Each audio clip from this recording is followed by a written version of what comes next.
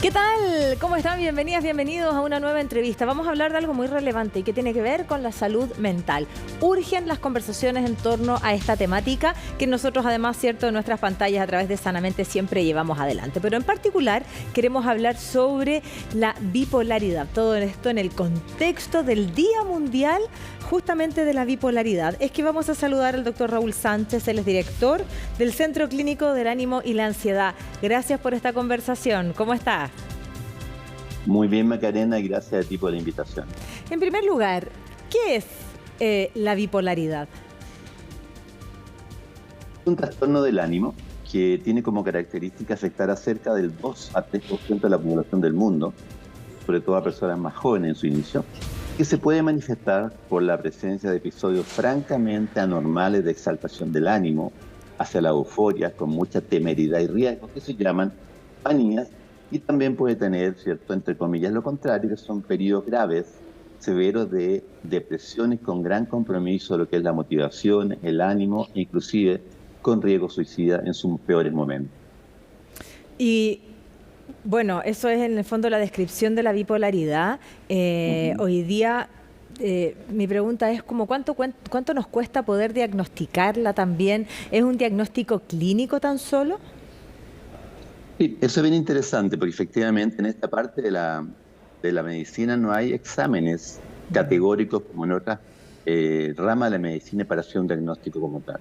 Entonces el gran desafío es justamente eso, el cómo logramos hacer un diagnóstico que sea preciso e idealmente hacerlo anticipadamente antes de que tengamos las secuelas o las consecuencias negativas de la enfermedad. Ya, y para poder hacer un diagnóstico que es clínico, por lo tanto tenemos que percatarnos mucho, ¿cierto?, de manera observacional de algún paciente determinado, ¿cuáles pueden ser estos rasgos iniciales que nos den cuenta que podemos estar frente a una bipolaridad? Así es. Entonces, partiendo de la base de que objetivamente cuando las personas tienen depresiones mayores y tienen manías como tal, exaltaciones patológicas, el diagnóstico es bastante claro. Pero como tú bien dices, uno ocupa un concepto llamado de predictores de bipolaridad, que es muy útil para las poblaciones jóvenes, para los adolescentes. Es decir, cuando hay un paciente que no teniendo manías o hipomanías que son menos severas que las manías, pero igual de exaltación, pero tiene algún episodio depresivo, uno plantea lo siguiente. Bueno, esta depresión que estamos viendo en un adolescente, por ejemplo, ¿es una depresión monopolar o es una depresión bipolar? En ese sentido, se ha visto que estos predictores que apuntan a que sean bipolares son características como las siguientes. Uno, el que tengamos la aparición del primer o los primeros episodios depresivos muy temprano en la vida, es decir, antes de los 25 años de edad. Segundo punto, el que tenga varias depresiones. Los pacientes más bien monopolares, que son las características, tienen 1 o 2 episodios de la vida, pero los bipolares pueden tener varios, 5, 6, 7, 8 o más.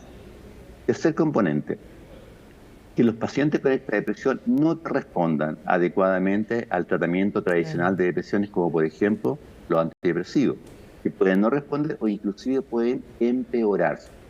Cuarto, muy importante, el que haya antecedentes familiares.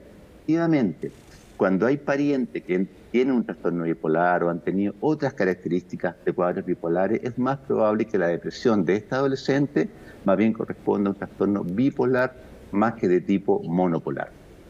Ahora, ¿cuáles son? Bueno, ahí daba usted una de ellas, es cierto, la relevancia de saber si es que hay alguien en la familia que tenga este trastorno bipolar. La pregunta es, ¿existen otras causas? ¿Cuánto impactan los factores ambientales también en el desarrollo de este trastorno? Y quiero que me aclare el tecnicismo, si estoy hablando bien o no. ¿Es un trastorno o es una enfermedad o es correcto usar las dos palabras?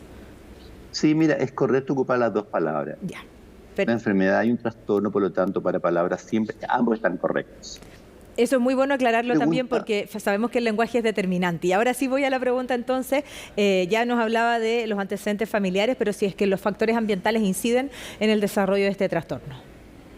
Tu pregunta es muy buena, ¿y por qué? Porque recordar que el trastorno bipolar es una enfermedad que afecta al cerebro, fundamentalmente a los mecanismos cerebrales que son los que producen esta alteración en mantener el ánimo. Por lo tanto, no es culpa de los pacientes tener un trastorno bipolar, es una enfermedad como tal biológica de causa bastante neurobiológica. Pero sin negar eso, es que es un trastorno que tiene mucha implicancia y mucha influencia de factores ambientales, como tú bien dices. Por ejemplo, es muy frecuente que los primeros episodios, inclusive bipolares, puedan seguir a experiencias de traumas, uso, accidentes, expresores bastante importantes en la vida que gatillan el primer episodio. No es que sea la causa, pero gatilla la expresión de la enfermedad que está ahí manifestando. Segundo, el consumo de droga. Es muy frecuente pacientes que teniendo estos predictores de bipolaridad, estas tendencias a la bipolaridad, cuando consumen droga, le hace marihuana, ¿cierto? Psicoestimulantes, inclusive justamente cocaína y otros más, puedan tener sus primeros episodios bipolares posteriormente al consumo. Tercero, son pacientes que pueden tener inclusive mayor predisposición a expresar la enfermedad frente a cambios hormonales, un hipotiroidismo que es frecuente en la población chilena, un cuadro posparto donde hay muchas alteraciones en las mujeres justamente fruto del tema hormonal. Quinto elemento muy importante es la presencia de cambios estacionales. Pacientes que suelen, por ejemplo, descompensarse en la etapa de cambio del periodo de luminosidad, sea hacia el otoño-invierno o sea inclusive hacia lo que es la primavera y el verano. Es decir, es una enfermedad que está muy influenciada por factores ambientales, a pesar de que es una enfermedad de causa biológica. Perfecto. Para ir un poco avanzando también, ¿cómo estamos nosotros bueno, ya hablamos del diagnóstico, pero también en los tratamientos y en el acceso a los mismos? Hoy día hablar de salud mental es algo absolutamente relevante, pero también hacernos cargos de justamente los tratamientos y el poder acceder a ellos. ¿Cómo lo ve usted y cómo está nuestro país respecto a eso? La pregunta es buena y vamos a tratar de sintetizarla de la siguiente forma. A ver, el primer desafío es poder hacer un diagnóstico, y no llegar tarde al diagnóstico, ¿cierto? Y segundo es poder, con un diagnóstico, tratar a las personas.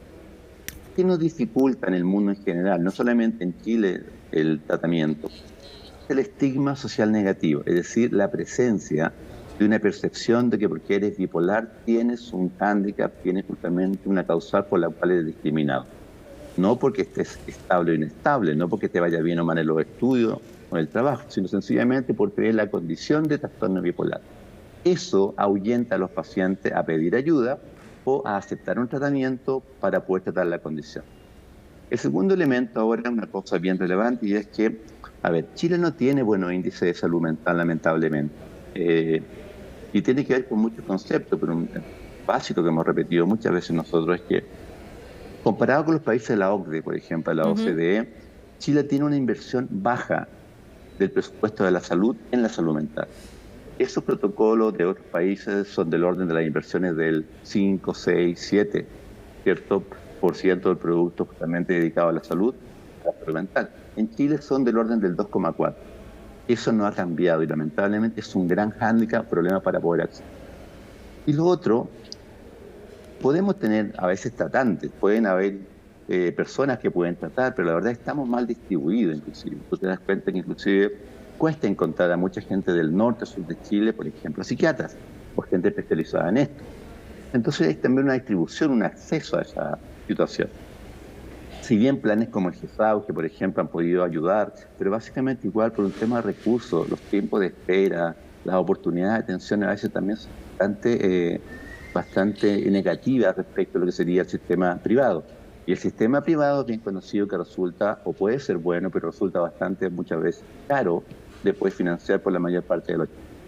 Claro, porque generalmente, ¿cierto?, el tratamiento viene acompañado con una terapia que tiene un costo y por eso es importante. Usted ha sido una comparación muy buena.